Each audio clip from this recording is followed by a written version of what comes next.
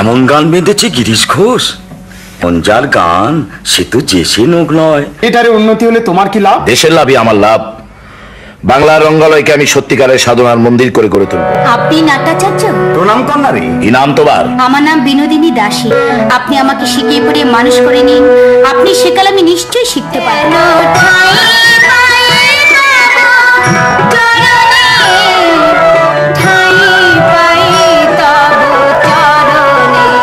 জলে আর দুধে মিশিয়ে দিলে রাজহাঁস কি জল শুদ্ধ খায় রে?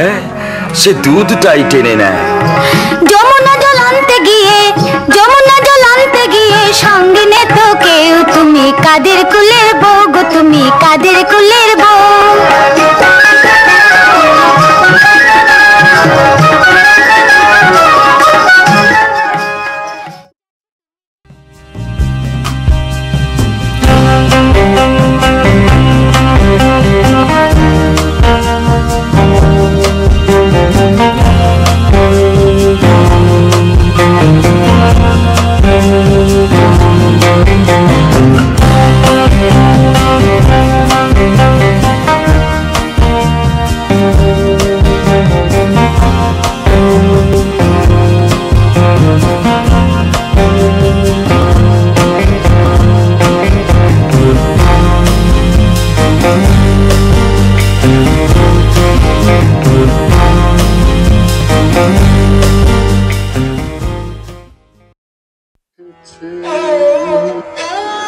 যুগ যুগ ধরে কত কোলাহল দেখেছে মঞ্চ,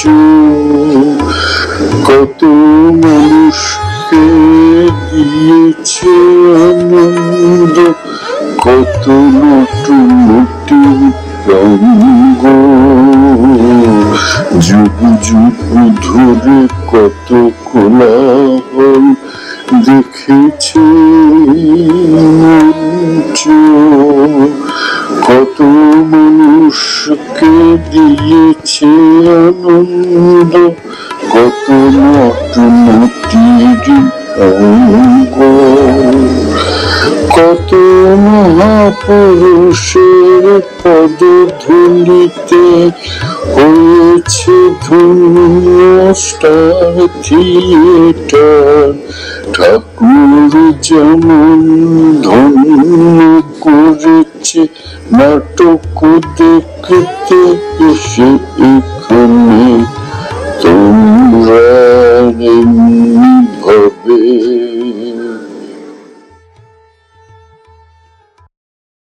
কলকাতার ইতিহাস দেখতে গেলে স্টার থিয়েটারকে বাদ দেওয়া যাবে না, কারণ এই ইতিহাসের সঙ্গে জড়িয়ে আছে ঠাকুর রামকৃষ্ণ, গিরিশ ঘোষ, নটি বিনোদিনীর মতো কত স্বনামধন্য লোকের নাম, যেমন রসরাজ অমৃতপাল, গুরমুখ রায়। लेकिन हाँ एक बात सुनो विनोद बीबी, तुम्हाके दीते भी होबे और लीते भी होबे। রাঙাবাবুর মতো আরো কত নাম। গিরিশবাবু সবে তখন ইস্তফা দিয়েছেন চাকরিতে, কারণ তিনি মনস্থির করেছেন উনি পালা ও গানের মাধ্যমে লোকশিক্ষা তথা নারী শিক্ষার জন্য জীবন উৎসর্গ করবেন। একদিন উনি বাড়িতে বসে তার আগামী পালা চৈতন্য মহাপ্রভু লিখতে ব্যস্ত। এমন সময় মাস্টারমশাই আছো নাকি বলে রসরাজ একটি মেয়েকে নিয়ে ঘরে ঢুকে বললেন, এই দেখো আমি তোমার চৈতন্যর জন্য কাকে এনেছি। তারপর একটু থেমে বললেন, ওর গানের গলাটা শোনো, আহা কি গলা। গিরিশবাবু ওর পরিচয় জানতে চাইলে মেয়েটি কাঁদতে কাঁদতে বলল, তার নাম বিনোদিনী দাস, সে এক বারবনিতা, কিন্তু সে তার বর্তমান জীবন থেকে নিষ্কৃতি পেতে চায়। সে সবকিছু করতে পারবে যদি গিরিশবাবু একটু শিখিয়ে দেন। এই বলে একটি ঠাকুরের গান গাইতে শুরু করল। তার গলা শুনে গিরিশবাবু মুগ্ধ হয়ে বললেন, আমি ওর মতো গলা অপেক্ষাতেই ছিলাম। হ্যাঁ, সমস্ত মনোপ্রাণ দিয়ে আমি থিয়েটার করলে 10 বছরের থিয়েটার অনেক উন্নতি হবে। থিয়েটারে উন্নতি হলে তোমার কি লাভ? দেশের লাভই আমার লাভ। বাংলার রঙ্গালয়কে আমি সত্যিকারের সাধনার মন্দির করে গড়ে তুলব। গুরু কোথায়? গুরু, এই যে গুরু। হঠাৎ কি মনে করে অমৃত? একটা ভালো মাল নিচি গুরু, মেয়েটা যেমন গলা তেমনি ভাব। কার মেয়ে? সরকারি মেয়ে। আচ্ছা, তুমি কি না রসিয়ে কোনো কথা বলতে পারো না অমৃত? রসিয়ে না বলতে পারলে তো বসিয়ে দেবেন গুরু। হ্যালো, ওই একটা গুণই করে খাচ্ছি। ডাকবো মেয়েটাকে। ওরে ও বিনি, এদিকে আয়, এদিকে আয়। গুরুর চোখ যে ছানা বড়া হয়ে গেল। তুমি আপনি নাট্যাচার্য? প্রণাম কর না রে। কি নাম তোমার? আমার নাম বিনোদিনী দাসী। আপনি আমাকে শিখিয়ে পড়িয়ে মানুষ করে নিন, আপনি শেখালে আমি নিশ্চয়ই শিখতে পারবো। জয় গুরু, জয় গুরু। এখানে গান গাও দেখি। গানা গা।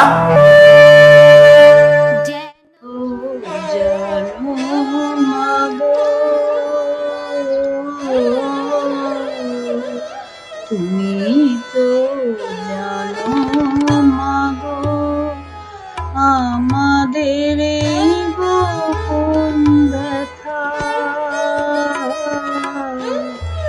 আমাদের এই গোপন ব্যথা সব দিয়েছ তুমি মাগো, সব দিয়েছ তুমি মাগো, তাও যে জীবন ফাঁকা, তাও যে জীবন ফাঁকা। তুমি না দয়া করলে মাগো, তুমি না দয়া করলে মাগো, বুঝবে না মনের ব্যথা, বুঝবে না মনের ব্যথা।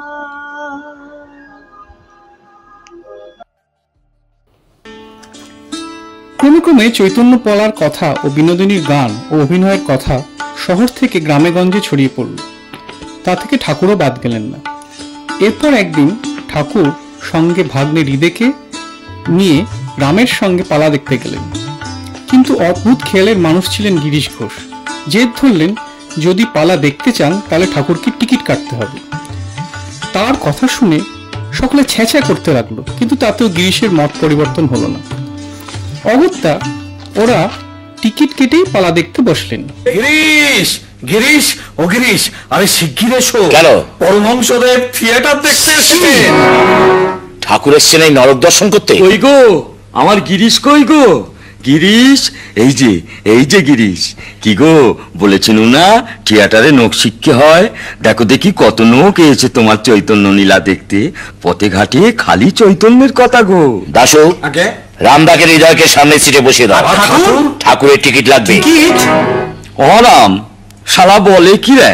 দিদি দেখ গিরিশ আমাকে কি রকম হেনস্থা করছে দেখ। বারবার আমি তোমায় বারণ করলাম যে এসব জায়গায় তুমি যেও না, কথা শুনলে আমার? আচ্ছা তাই যদি এলে তা বিনা টিকিট এলে তুমি কোন বিবেচনায়? মানে একটা টিকিট কি আমি কিনতে পারতুম না? তোর কাছে আছে? তোর কাছে আছে? তাহলে থিয়েটারটা দেখেই যাই। দেখবেন বই কি নিমায়ের অভিনয়। তুই গেঞ্জিটা বার কর না, গেঞ্জিটা বার কর। হয়ে যাবে হয়ে যাবে, তুই গুনে দেখ ঠিক হয়ে যাবে। এই 4 আনা, এই 4 আনা 8 আনা, 2 আনা 10 আনা, এই 11, 12, 13, 14, 15, এই 16। 16 আনা হয়েছে। দে দে গিরিশকে দে, গিরিশকে দে। ধর ধর শালা ধর, তোকে আমি 16 আনাই দিলুম। তাই দাও, তাই দাও ঠাকুর। আমি ভাবি একা রাহে দেখা প্রাণ শাখা রাখো মন মজায় লুকা রে কোথায়। পালা শেষে গিরিশ ঠাকুরদের জন্য খাবারের ব্যবস্থা করেছিল। ওরা 3 জন যখন খেতে শুরু করেছে তখন গিরিশ সেখানে হাজির। ঠাকুর গিরিশকে জিজ্ঞেস করলেন যে ছেলেটা চৈতন্য সেয়েছে সে কোথায়? গিরিশ জবাব দিল, ঠাকুর ও ছেলে না, ও মেয়ে, ওর নাম বিনোদিনী, বলে তাকে ঠাকুরের সামনে হাজির করলেন। ঠাকুর তাকে আদর করে আশীর্বাদ করলেন। এমন সময় হঠাৎ গিরিশ ঠাকুরকে বললেন, ঠাকুর তুমি আমার ছেলে হয়ে জন্মগ্রহণ করো। ঠাকুর বলল, আমার বয়ে গেছে তোর ছেলে হয়ে জন্মাতে। এই কথা শুনে গিরিশ ঠাকুরকে হাত ধরে খাওয়া থেকে তুলে দিয়ে বলল, ও আমি কায়েত, তুমি বামন বলে তোমার এত অহংকার যে সাধু হয়েও তুমি বামন কায়েতের বিভাজন করছো। ঠাকুর তখন শুধু বলতে লাগলেন, অমন ফুলকো লুচি গিরিশ খেতে দিলেন না?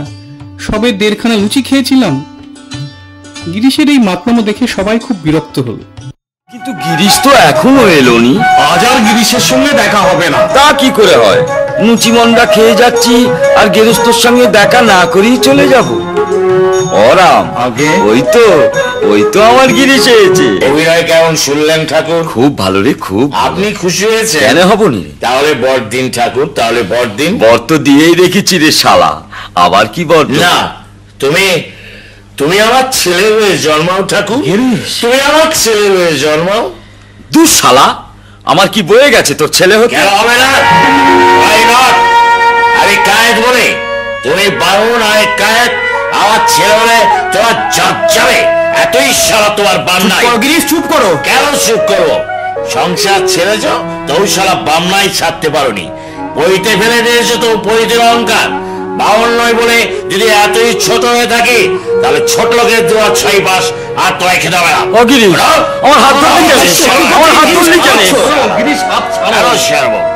আরে গিরিশ এটা তুমি কি করলে গিরিশ? বাগবাজারে গিরিশ ঘোষ। তুই আমায় খেতে বসিয়ে তুলে দিলি গিরিশ।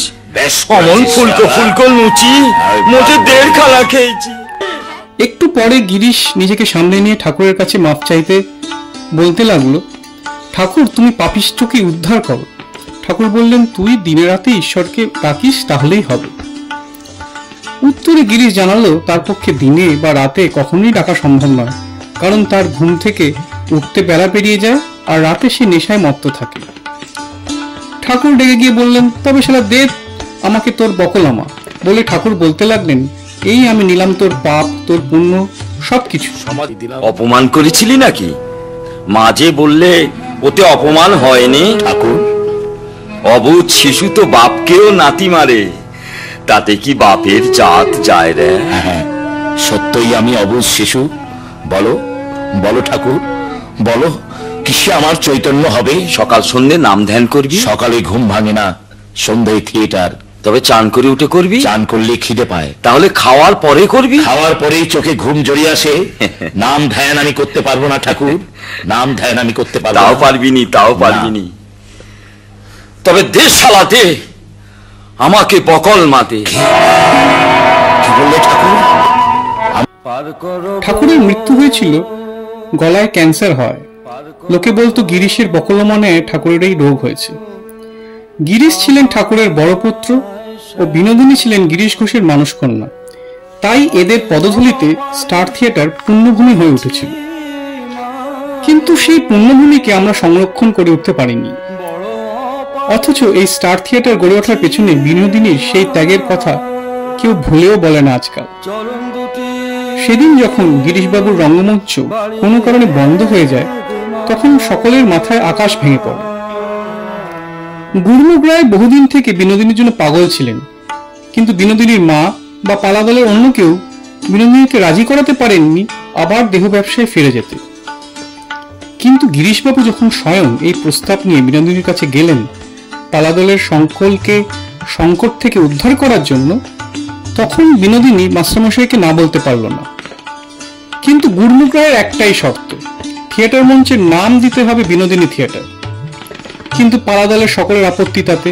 তারা কিছুতেই মানতে পারছে না এক বারবনিতার নামে রঙ্গমঞ্চের নাম হবে আর তাতে তারা কাজ করবে। এমনকি বিনোদিনীর নিজেরও এতে সায় ছিল না। অগত্যা সকলে মিলে আলোচনা করে বিনোদিনী নামের পরিবর্তে স্টার থিয়েটার নাম স্থির করলেন। हमको भी नहीं, थिएटर जब करते होगे उसका नाम जरूर विनोदिनी थिएटर होगे। আমার তাতে মত নেই। तो कोई मीटिंग बाबू फिर साइन बोर्ड हैंडबिल और पोस्टर करिए ले। ठीक है, थिएटर का नाम होगे स्टार थिएटर। তেমনি ভাবে অভিনয় করে বিনোদিনী থেকে গিরিশ হয়ে চিরধন্য সেই থিয়েটার হারিয়ে গেল। চাপা পড়ে গেল বিনোদিনীর ত্যাগ ও জীবন উৎসবের কথা। চাপা পড়ে গেল বিনোদিনীর ত্যাগ ও ও জীবন উৎসবের কথা কেউ জানবে না আর কখনো বিনোদিনীর আত্মত্যাগের কথা।